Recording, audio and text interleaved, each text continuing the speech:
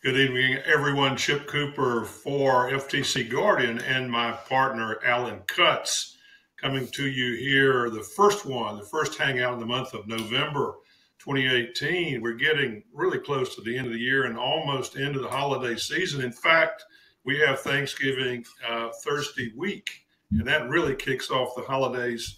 Where did everything go? But here we are. And one of the things that we typically do is we talk about what we're doing and maybe where we're headed or what we have planned. And I would like to say, as I always do, that Thanksgiving is the perfect holiday for me. Very low or no drama associated with it. Just great food, get together with family, have a great time, zero drama.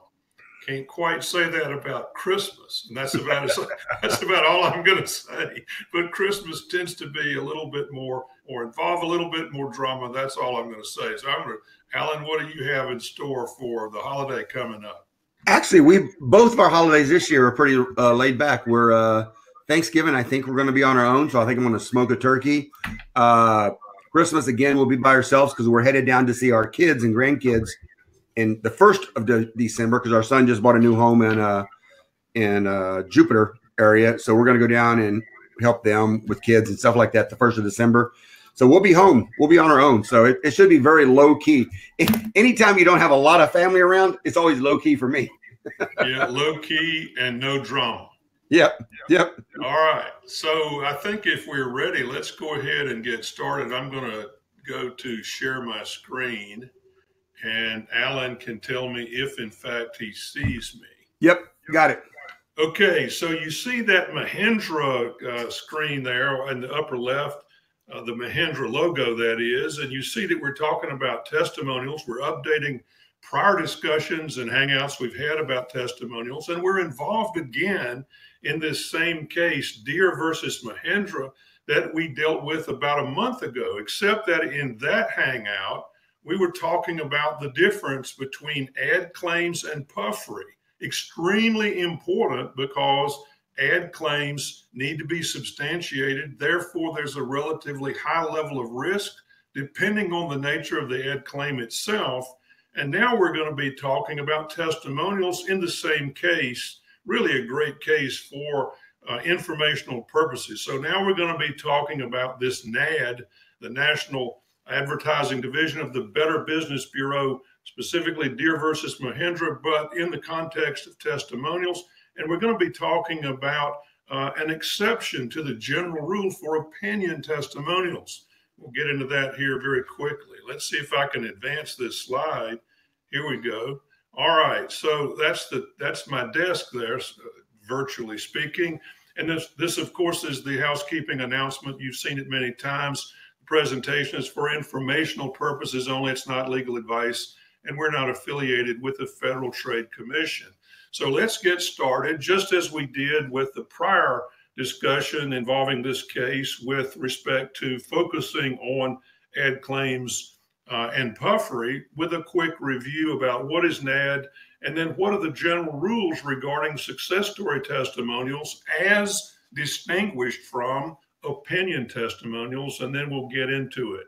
So we're focusing really on NAD. It's an industry self-regulation program, part of the Better Business Bureau, formed way back in 1971, and they're trying to promote fair play and advertising done the right way. And it's a very cost-effective alternative to litigation in a court of law. That's what NAD offers. They have a review process. And in this particular case, there is a challenger, John Deere, challenging ad claims and testimonials published by one of its competitors, Mahindra, selling tractors. And there's an informal review process. It's not the same as a court of law. NAD only makes recommendations. They cannot impose penalties, that sort of thing. However, if a party does not conform to NAD's recommendations, they may respond or refer the case to the Federal Trade Commission. So that's in a nutshell what NAD does. And the benefits of that is a far quicker turnaround than litigation and far less expensive. So those are the two big benefits of going the NAD route. All right, so let's look at a quick review of success story testimonials. So here is what it is: a success story testimonial, a very specific statement, express or implied, that can be provable true or false. And once you have those three elements, then there is a legal obligation to substantiate that all or almost all of your customers can achieve the same results or very similar results. And substantiation, of course, has to be by competent and reliable scientific evidence. So if you're not able to substantiate the claim that you're making by publishing this testimonial, which is a success story testimonial, then there is one more option for you to be in compliance, and that is to actually disclose generally expected results so that a consumer might see the testimonial and say, wow, this person is a real superstar, success story here. I'm not sure that I could achieve it, or maybe I think I can, but in any event, I can see that there is a disclosure that says, generally speaking, consumers can achieve the following results. So that is supposed to provide that information to a consumer. And of course, if the substantiation burden is not satisfied, or if there's no disclosure of generally expected results, or one that doesn't meet the requirements, then there's a potential for FTC liability and also liability to a competitor. So this is, by contrast, the definition for an opinion testimonial as distinguished from a success story testimonial. A very general, non-specific statement, not provable true or false, expressing an honest opinion. And the general rule is, if these three elements are satisfied, then there is no regulation, meaning zero risk. You don't have to substantiate anything. You don't have to do anything. As long as these three elements are satisfied, zero risk. And it's very similar conceptually to the difference between an ad claim and puffery. Ad claims are associated with fairly significant risk depending on the nature of the claim. Puffery, zero risk. Same here. Opinion testimonials are similar in concept to puffery statements, not regulated and no risk. That's why it's important to really understand the difference, because there's a huge difference in terms of legal exposure. So you've heard me mention several times at least references to Nutrisystem.com, the weight loss website, which relies very heavily, as you might imagine, on success stories of people who've lost weight. And this one in particular by Laura is a great example of a combination success story and gee, I have something that popped up here. A combination success story and opinion testimonial. So here is the statement: Laura lost 30 pounds, which is a very specific statement. So now this is a success story testimonial, which requires either substantiation or the generally expected results. And here you see it: expect to lose 1 to 2 pounds per week. Then this part, and again, this is an entire testimonial here. The top part is the success story part, right? With the generally expected results disclosed. And then lower on the page is a general opinion testimonial. My goal was to get healthy and fit. I got back to my pre-baby weight within a few months. I'm thrilled. And she's talking about how happy she is. And then in this segment of the opinion testimonial, thank you, Nutrisystem, for giving me back my life. I feel strong, toned, and energized, et cetera, et cetera. So she's talking about how she feels, and she feels very good about herself, but she's not indicating anything specific about the number of pounds lost or anything like that. It's just very generally how happy and satisfied she is with Nutrisystem. So that's the general opinion part of this combination success story and opinion testimonial. And I'll go back here and make this general statement. This is really a very effective way of eliminating or at least reducing the legal requirement for substantiation. Notice that the success story part does not say that I lost 30 pounds in 3 months. It just says I lost 30 pounds. It may have taken her a year to do it, or a year and a half. We don't say. So obviously the substantiation requirement, given the nature of the claim itself, is fairly easy to substantiate. And then the rest of it is not more success story stuff that has to be substantiated. It is general opinion, which doesn't have to be substantiated at all. So the risk here in terms of legal risk of regulatory liability is relatively low, and it's a great way to go about doing things. So now we get into this Deere versus Mahendra case again, and what is it all about? And really, it's an exception to the general rule, which is, of course, that opinion testimonials are not regulated. That's the general rule. But this particular case stands for the proposition that there's an exception to that general rule in which an opinion testimonial will be treated as a regulated testimonial, meaning that there needs to be either substantiation or generally expected results disclosed. And here are the elements. An opinion testimonial that claims superiority in measurable product characteristics. Then you see the other two bullets require substantiation. Even though they're honest opinions, they're now talking about measurable product characteristics, which are specific statements. And this then gives rise to the level of a legal claim that needs to be the substantiated, or the disclosure for generally accepted results needs to be provided. So the reason there you see at the bottom for the exception is that superiority in measurable product characteristics is essentially an ed claim. And that's why we have this exception. So let's take a look at the testimonials at issue, which in this particular case, based on the NAD decision, the Mahendra testimony, or Mahendra, was required or should have been required to substantiate these opinion testimonials. Number one, I had a 45 horse John Deere, and there is no comparison. The Mahendra has the torque you need to lift the loader, right?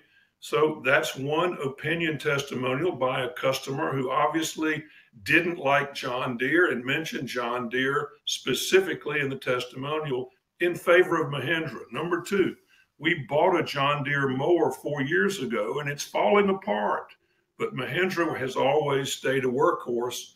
And then finally, John Deere acted like they were doing me a favor, meaning that John Deere's customer service was not very good compared to Mahendra's. And you see the bottom line with the arrow, because these are specific characteristics, there is now a requirement, even though they are opinion testimonials, there is a requirement for substantiation or a disclosure of generally expected results. So this would be an exception to the general rule that opinion testimonials are not regulated. So that's what this case is all about. So how do we summarize the takeaway rules of thumb here? So in order to qualify as a non-regulated, risk-free general opinion testimonial, which is generally where I think you want to be when you're involved in opinion testimonials, number one, use general non-specific language. Number two, do not mention competitors, even in context, meaning that even though the testimonialist is not making a specific mention of a competitor, if the testimonial is surrounded by other comments where there are negative comparisons to the competitor, that would be a bad idea. Number three, avoid mentioning specific product attributes. And then finally, focus on the consumer's positive experiences. So if you think back to the example we just saw involving the Nutrisystem weight loss program, you remember the part of that combination success story slash general opinion testimonial, the woman was talking about how good she felt about herself for losing weight, but there was nothing specific there. So that's exactly the type of approach you need to take to an opinion testimonial if you want it to be completely risk-free and unregulated. Focus merely on the consumer's positive experiences without mentioning any specific product attributes or any competitor by name. All right, so here is a shout out by us to this website here, enchantingmarketing.com/how to write a testimonial. We obviously have no interest in this, but in doing some research for this presentation, I came across this article online about how to write testimonials, right? So I read it, it's pretty interesting. And so I'm going to use some of their material here for a little quiz as we finish this Hangout to make the point. So the big question here is, for each of these 4 testimonial examples here, the big question is, does the testimonial require substantiation or a disclosure of generally expected results, or stated differently, is it regulated or non-regulated, right? So here we go. Their work on our website and internet marketing has made a significant difference to our business. We've seen a 425% increase in quote requests from the website, which has been pretty remarkable. I'd always like to see more. So the question is, Alan, are you there? Can you go online? I think Alan is. Now I'm here. I had to turn my microphone back on. So guys, regulated, non-regulated. Already know the answer. Regulated, non-regulated. So what do we see there, Alan? Takes them a second to see it. There's a lag time. Yeah. Yeah. Non. Somebody said it was not regulated? Yep, we've got a non. I'm going to say non. Well, but look at this. We've seen a 425% increase in quote requests. I got that. So I think because it makes a very specific claim about an increase in requests, I think it's going to be a regulated one that requires substantiation of this. But it doesn't have a date in 60 days or 30 days or a year. Well, but you remember, think back to the Nutrisystem example I gave earlier, where the woman said she lost, was it just 30 pounds? What was it? 30 pounds, but she didn't say how long, right? And she didn't say how long. So it still has to be substantiated, but it's a much easier burden to satisfy than if she said, I lost 30 pounds in 3 months, which is an average of 10 pounds a month. So even though I think this is a very low level requirement for substantiation, very similar to that Nutrisystem example, technically, because there's a specific claim here, then you're going to have to either substantiate it or then say, typical results are 300% increase. Something like that. Okay, then don't look at my website. Okay. All right. That's number 1 of 4. Here it comes. When it comes to digital marketing, there are loads of commentators that talk a good game, but Sonia and Sharon help you make it happen. They have enabled me, coached me, and given me the confidence to share Wealth Horizon's story widely. It's engaging customers and industry commentators alike and bringing our new business great results. That's unregulated. That would be unregulated. Yeah, right? There's nothing there. Because there's no specific claim. Giving me confidence, engaging customers, bringing new business. It doesn't say how much or how long or, no amount of new business or no time period. So this is clearly a non-regulated opinion testimonial. Yep. Okay, so now we go to number 3. As a sales gamification company, we were skeptical to work with a consultant to optimize our sales emails.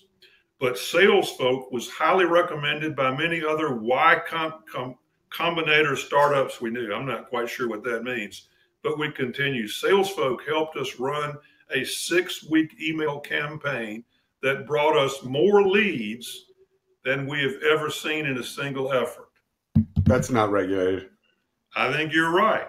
It says more leads. So what in the world does that mean? More can be one more, right? Yeah. Or it can mean a lot more, but it's Yeah. unspecified. And so if you're just talking about more of a certain kind of result, it's quite different and very general as distinguished from very specific results, Yeah. right? Doubled our sales or whatever. So again, not regulated, very safe. And then we go to the last one. We were able to test our way from a 5% conversion rate all the way up to 20% without driving any more traffic. Our client is getting 4 times the leads that he was getting before. I'm going to say unregulated because it makes no claims. It just says we were able to test our way. It doesn't say that they made any more money. It just says test our way. Okay. Well, see, I was looking at it because it was talking about a specific increase from 5% to 20. But, you know, I'm thinking about what you said, and you may have a point there. Yep. It does make a claim about a specific conversion rate, but it really didn't translate into money or anything. So maybe this is a gray area one. Yeah. That could go either way. I'm the marketing guy, so yeah, that's a good one. Yeah, so maybe a gray area somewhere in between. And so my comment would be, if we agree that it's a gray area, then you need to understand that gray means there's the possibility of some risk, maybe relatively low, right? But still, because it's gray, some. The pure opinion testimonial, zero risk, period, the end, right? So absolute certainty there. So the takeaways, general rule, opinion testimonials are not regulated. That's the general rule, as long as they're honest opinions, right? The exception, which we've talked about in this hangout, is if there is a superiority claim about a measurable product characteristic. That then takes it out of the not regulated status and into the regulated status because there's a measurable characteristic that we're talking about. Remember that context always matters, and always, number 4 bullet there, follow the 4 takeaway rules for the rules of thumb. The tags going up: testimonial, opinion testimonial, success story testimonial, substantiation, ad claim, and puffery, because they're so closely related. So that's the end of my presentation. If I can, I'm going to go back here and share my screen. So here we are. I see you. So do we have any questions that we need to talk about?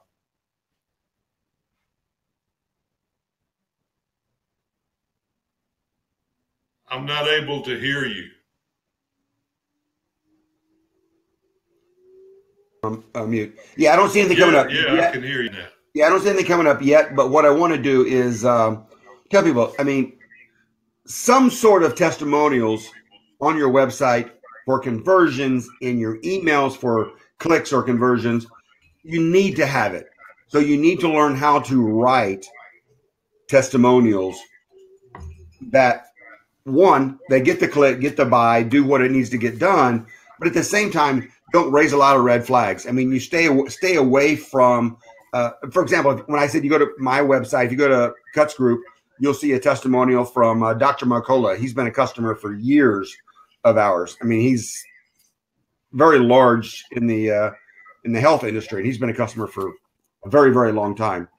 And his quote is something like, "Our team increased his email opt-ins to 50,000 opt-ins a week," or something like that. I can't remember what he said. But it didn't say, you know, it wasn't real specific, you know. It was kind of like that first one, which I would have said wasn't regulated. But at the same time, I mean, he's been a good customer of ours. So you just need to watch what you put out there. When you're, but you need to have them. You just need to watch what you do. And the big deal here is probably, if we want to talk about the most fundamental takeaway from all of these hangouts that we do, The most fundamental is to learn what an ad claim is and what the legal requirements are for it, and then learn exactly what puffery is and the difference between the two, because there's no requirement, right? And then Yep. on the testimonial side, understand what a success story is and what an opinion is, and this exception.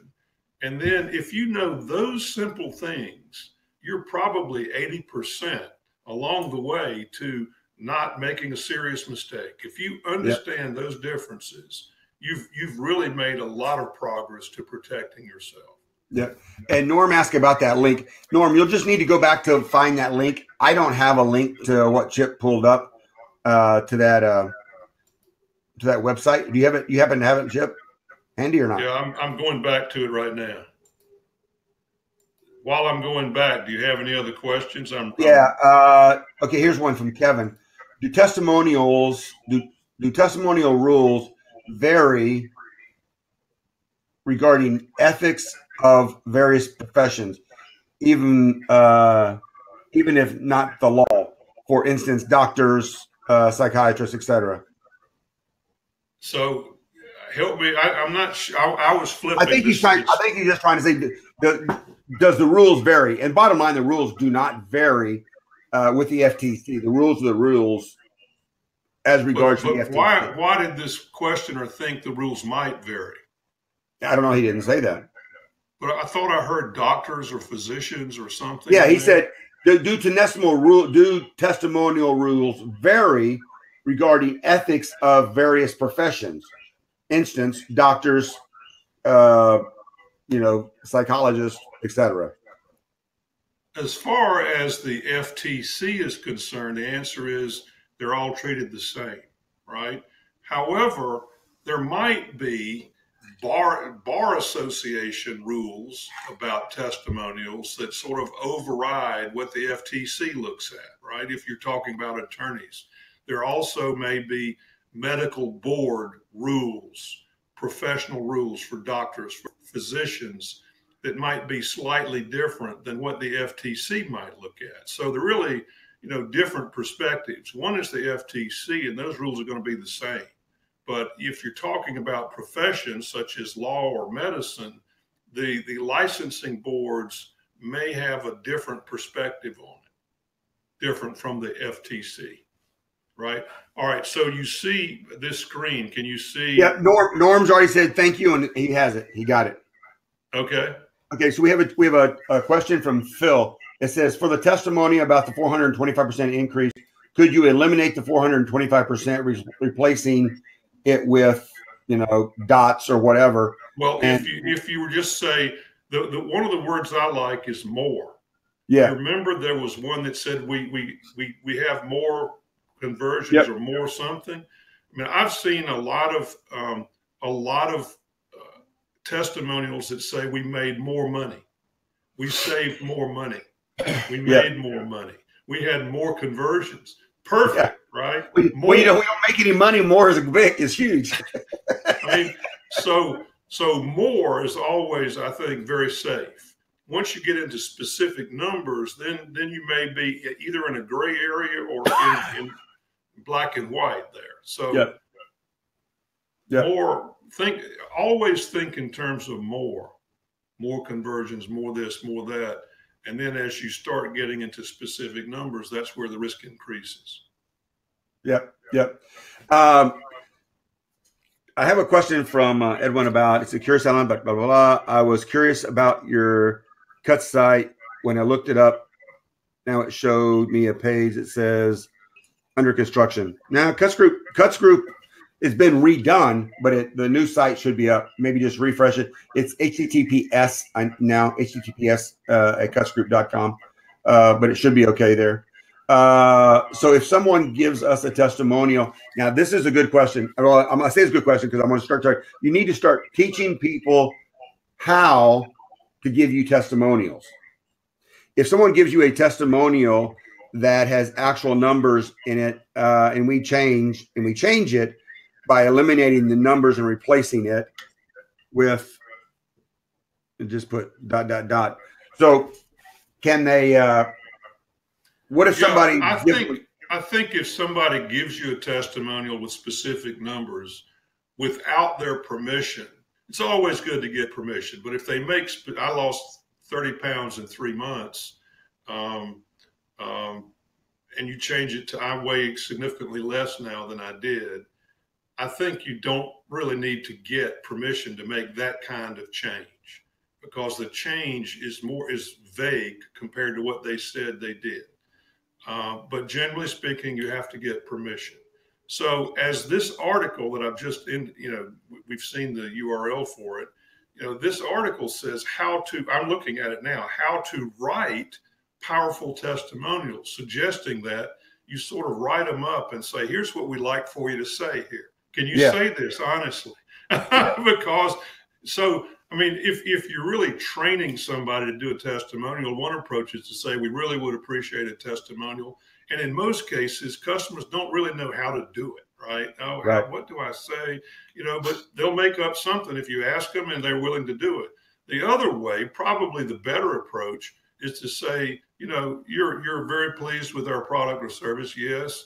We'd be very appreciative if you give us a testimonial. Would you do that? Well, yeah, sure. Well, can we suggest something for you? And then you can edit it however you like, right? But at least you then sort of ghostwrite one. And that's what this article is all about, how to ghostwrite one and then say, is this something is this fair? Is this your honest opinion? Those are the key words. Well, yeah, I might want to change this one little piece, but yeah, that's cool. I can say that. And then you got something either exactly what you wanted or something pretty close to it, and they didn't have to worry about how to, create the darn thing. So that's a good approach, and you might read this article. It gives you, I think, a lot of good tips on how to do it. Yep. And that's all the questions. I just have one last thing for anybody who's still here is, as some of you know, I still run, I run my company, Cuts Group, and I am a reseller for Active Campaign. We use FTC Guardian uses Active Campaign. I've been a reseller since Active Campaign came out.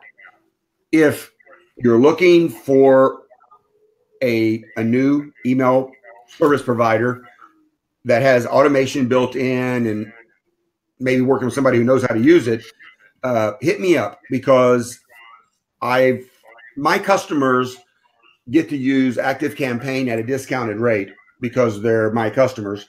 And since I'm an active reseller, they get a discount off what Active Campaign actually pays. So if you guys want to do it, hit me up and then just email me at Allen, ALLYN at ftcguardian.com. And then we'll discuss if there's a fit or anything for you.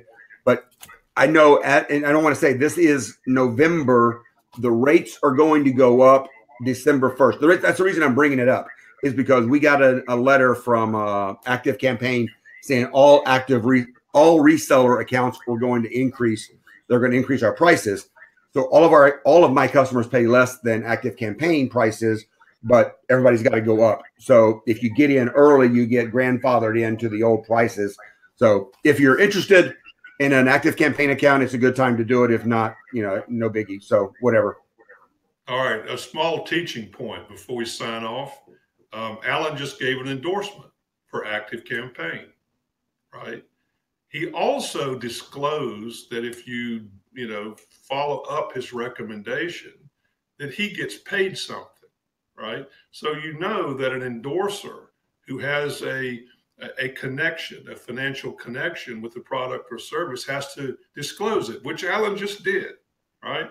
I'm a reseller, he says, knowing that he's going to make something if you purchase. Oh yeah, I don't make any bones about it. We're a reseller. All of my customers, who are new within the last 2 or 3 years anyway, are all on Active Campaign, and they paid less than what they would pay if they went to Active Campaign directly.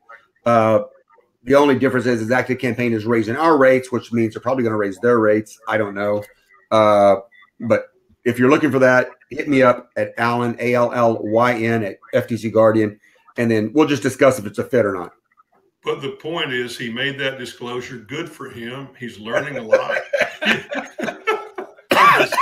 I I tell all my Good for customers, him. you know, they can He go made to the disclosure. It's going to be beneficial to you, and I'm sure to him as well. Plus, he's become one of the world's leading experts in how to use the darn thing. Yeah, we actually have our own branded version. Ours is called Connectio. We have a white label version called Connectio. Right. So so it's it's supposedly a lot easier to use than Infusionsoft. Yeah, but it's still very powerful. I've heard him describe some of the stuff he does, but it makes my eyes glaze over.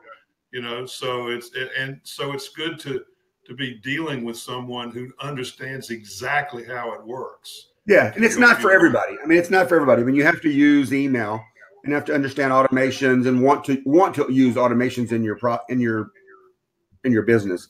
But if you want to take a step up, I mean, based on what I know he can do with it, in fact, and despite the fact that it's less cost than Infusionsoft, it's really probably a very good step up if you want to get involved in that.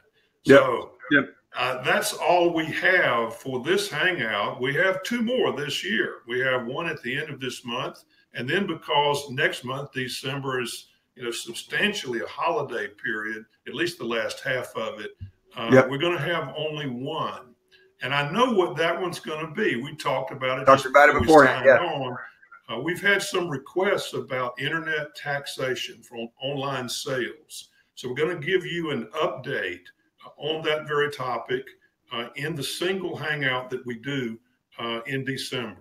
At the end of this month, we're going to be covering the last in our series on GDPR. So we're closing that up, and we'll finish in December with an update on online taxation. So that's all for now. See you guys at the end of the month. And I think we're on after Thanksgiving, right? Yeah, I think so. So have a great Thanksgiving. I think it's the week after. Yeah. Yeah. Enjoy everything with your family. Don't overeat. We all do, though.